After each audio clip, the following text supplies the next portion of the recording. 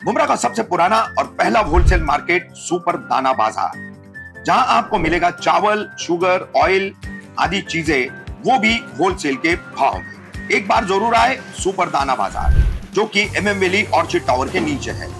ज्यादा जानकारी के लिए नीचे दिए गए नंबरों पर संपर्क करें।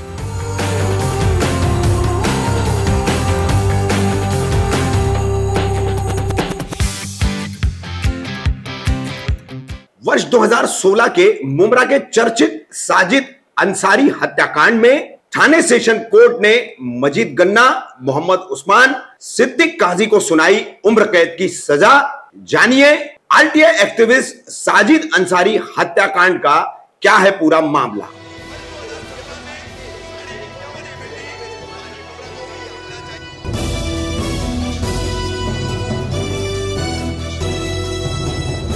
रफीक कामदार हिंदुस्तानी रिपोर्टर में आपका स्वागत है।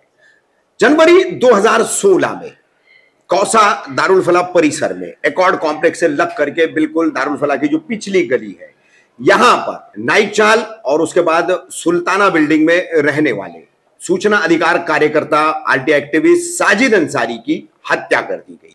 हत्या का आरोप एकॉर्ड कॉम्प्लेक्स के रहने वाले अब्दुल मजीद काजी, उनके बेटे सिद्दीक काजी और अब्दुल मजीद काजी का एक इसी परिसर में रहने वाला दोस्त मोहम्मद उस्मान पर था। इन तीनों को पुलिस ने उस वक्त गिरफ्तार कर लिया था, मगर इन तीनों ने क्यों कर साजिद अंसारी, जो RTI के तहत बहुत ज्यादा लोगों में चर्चा का विषय बने हुए थे, तो साजिद अंसारी पर हमला करने की वजह क्या थी? तो वजह थी एकॉर्ड कॉम्प्लेक्स में जो तकरीबन 1.5 से पौने 2 करोड़ रुपए स्पेशल माइनॉरिटी फंड केंद्र सरकार का जो आया था, उसी निधि में से पैसा खर्च करके ये सीमेंट कंक्रीट की सड़क बनाई गई थी। बाद में एकॉर्ड कॉम्प्लेक्स के फेडरेशन द्वारा, जिसमें अब्दुल मजीद काजी कुछ पदाधिकारी भी था किसी अरसे तक, तो उसने यहां पर सबको रजामंदी करके गेट लगाने की बात कही। तो सरकारी काम निजी कॉम्प्लेक्स में कैसे हो सकता है? और फिर अगर सरकारी काम है, सरकारी सड़क है, सरकार के पैसों से बनी है, तो उस पर गेट कैसे लगाया जा सकता है?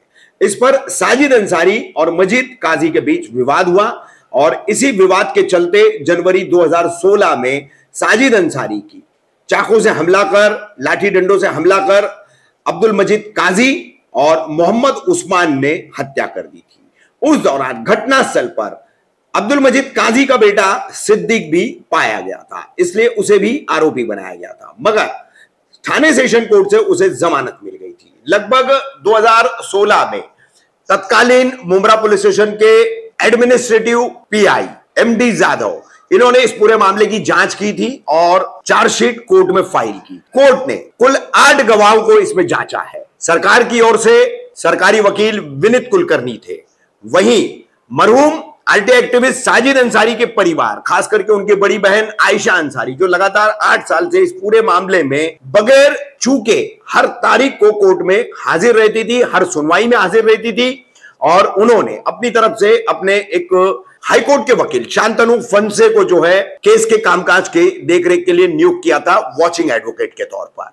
तो शांतनु फंसे ने भी इस मामले में काफी मेहनत की, सरकारी वकील विनीत कुलकर्णी को मदद करने की, और अंत में 8 दिसंबर शुक्रवार को इस हत्याकांड का फैसला सुनाते हुए थाने सेशन कोर्ट के जिला न्यायाधीश तथा अतिरिक्त जिला न्यायाधीश ने तीनों को उम्र कैद की सजा सुनाई। इस पूरे मामले में 2016 से 2023 तक, ये 8 सालों तक कोर्ट कचहरी में जो पूरा मामला चला है, इसकी सुनवाई चली है, इसमें जिस तरह से सरकारी वकील विनीत कुलकर्णी, वॉचिंग एडवोकेट शांतनु फंसे, मरहूम साजिद अंसारी की बड़ी बहन आयशा अंसारी, इनकी जैसी प्रमुख भूमिका रही है, उसी तरह से तत्कालीन मुंब्रा पुलिस स्टेशन के सेशन कोर्ट के जो क्लर्क है, जो कारकुन है, SB देसाई, इनकी अहम भूमिका रही है और बाद में इस भूमिका को आगे बढ़ाया है मौजूदा मुंब्रा पुलिस स्टेशन के सेशन कोर्ट के जो कारकुन है विद्यासागर कोहली, इन्होंने। इन दोनों पुलिस कर्मचारियों की भी बड़ी मेहनत रही है इस हत्याकांड में आरोपियों को सजा दिलाने में। वक्त पर गवाहों को पेश करना,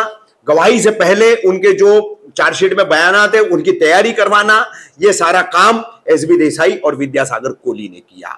इस पूरे हत्याकांड में जो आरोपी हैं, मृतक साजिद अंसारी कौन है, सबसे पहले हम आपको दिखाते हैं, फिर आपको दिखाते हैं, देखिए कैसे वो एकॉर्ड कॉम्प्लेक्स का वो जो गेट है, वो जो बनी हुई सड़क है, और उसके बाद दिखाएंगे वो पिछली वाली गली जहां पर विवाद होने के बाद साजिद अंसारी दौड़ा है और फिर इन लोगों ने घेर कर वहां पर उस पर हमला किया था, चाकू मारा था, लाठी डंडों से मारा था और बहुत ज्यादा खून बह जाने की वजह से साजिद अंसारी की मौत हो गई थी।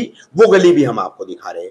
फिर देखिए किस तरह से इसमें भूमिका निभाने वाले एडवोकेट शांतनु फंसे और police ASI SB Desai, Vidyasagar Kohli और क्या कह रही है इस पूरे हत्याकांड को लेकर, कोर्ट के फैसले को लेकर मृतक आरटी एक्टिविस्ट साजिद अंसारी की बड़ी बहन आयशा अंसारी। क्या नाम है आपका?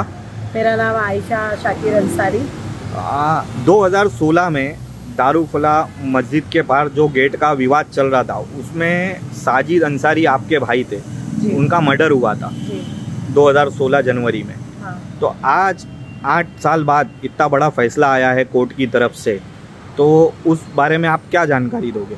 मैं ये जानकारी देना चाहती हूँ कि ये मेरी 8 साल की लड़ाई आज माशाल्लाह अल्हम्दुलिल्लाह सबकी दुआएं और मेरे मालिक का रहमो करम था जो मेरे को साथ दिए और आज मैं ये केस जीत गई हूँ। और अल्हम्दुलिल्लाह मजीद काजी, मोहम्मद शेख और सिद्दीक काजी ये तीनों को भी लाइफ लगी।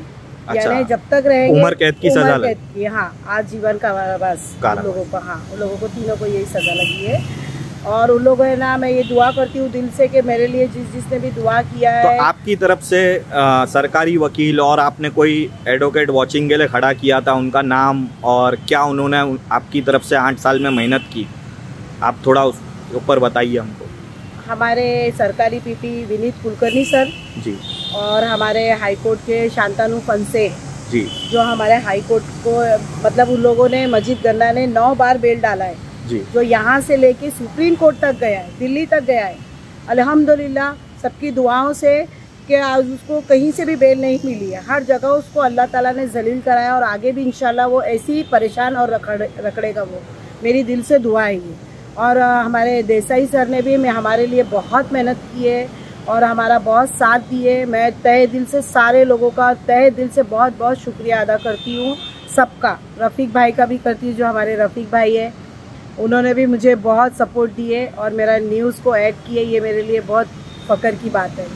ऐसा हमने आपके वॉचिंग एडवोकेट से बात किया था, हमारी उनसे फ़ोन पे बात हुई थी शांतनु फंसे सर से, तो उन्होंने बताया क्या मैंने इस केस में बहुत ज़्यादा मेहनत किया हूँ। 8-9 बार जो आपने बताया कि बेल सुप्रीम कोर्ट तक गई थी, तो वो रिजेक्ट करवाने में उनका बहुत बड़ा रोल था ये मैटर में। और यहाँ भी कुछ रिटर्न आर्ग्यूमेंट वगैरह सबमिट करके उन्होंने आपकी बहुत कन्विक्शन कराने में बहुत हेल्प की है। तो आप क्या बोलना चाहोगे? हाँ, हमारे शांतनु सर ने हमारे लिए बहुत बहुत दिल तोड़ के मेहनत की है और 70 पेज का उन्होंने हमारे को एग्रीमेंट पेपर बना के दिए, यहाँ पे सबमिट किया। और प्लस वॉचिंग के लिए भी वो हर तारीख पे हमारे शांतनु सर हमारे साथ में बराबर खड़े थे और उन्होंने हमारा बहुत साथ दिए। और तो मैं सामने के बड़े बड़े वकील थे, उनका नाम आप लोग को कुछ पता है? उनका नाम है हमारे आमीन सोलकर सर, जो बहुत ज़्यादा मशहूर है अजमल कसाब के मैटर से। और उनके बाद में फ़क्की भाई जो है यहाँ पे कोर्ट में, अशरफ फ़क्की। और तीसरे नंबर पे जब्बार शेख। ये लोगों ने भी उनकी तरफ से खूब मेहनत की है, लेकिन अल्हम्दुलिल्लाह अल्लाह ताला ने सच का साथ कामयाब किए, हमको कामयाब किए। तो अभी अगर इन लोग आगे अपील वगैरह में जाएंगे तो आप इसको अभी भी आगे भी फॉलोअप करोगे? बिल्कुल बिल्कुल, मैं आगे भी हाई कोर्ट भी जाऊंगी, सुप्रीम कोर्ट जाएंगे, वहाँ तक भी जाऊंगी। मैं इंशाल्लाह अल्लाह से दुआ करती हूँ कि जिस तरीके से मेरा भाई इस दुनिया में नहीं है हमारे साथ, मैं चाहती हूँ ये भी अपने घर वालों के साथ नहीं रहे और ये भी अंदर रह के तड़पे और अपने घर वालों को याद करें।